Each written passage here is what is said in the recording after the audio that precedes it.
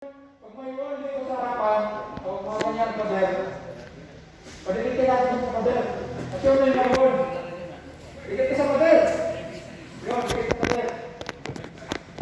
Mas maganda pag dikit sa pader. Kasi, mas limited yung galaw niya. Okay.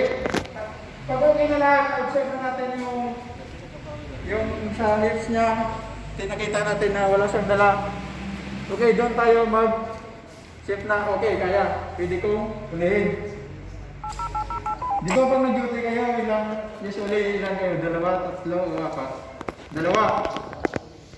Pag ganyan 2 kayo, pag nag-approach kayo muna,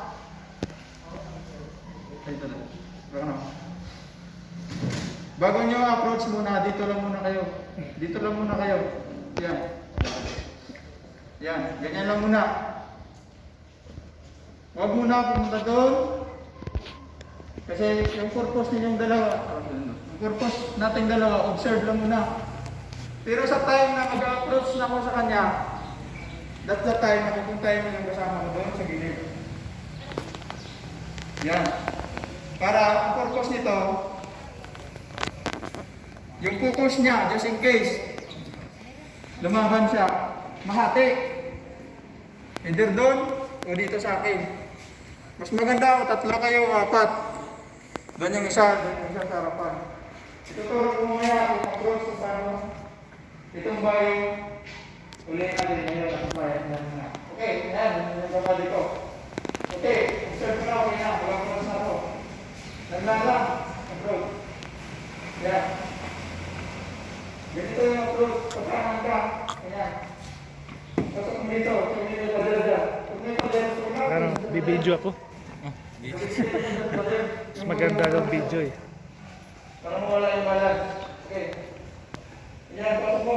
Kung maliit ko masyado yung mukha ng pana, ganun mo lang. Lakasan ko. Para mawala yung balance. Sabay ko lang yung sarap. Yan.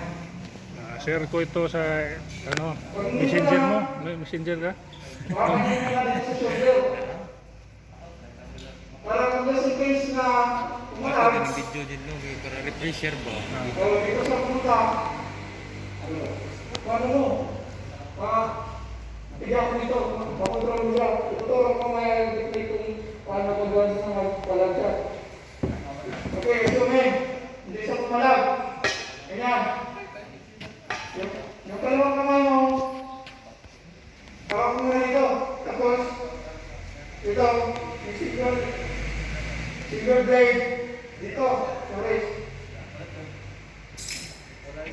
Yun. Hindi ko lang nakakam sa inyo. Tapos, pasok sa loob. Pasok. Ikot lang. Yun. Dito pa rin. Hawak pa rin yung kamay. Para support. Stop. Yun. Tapos yan, pag marami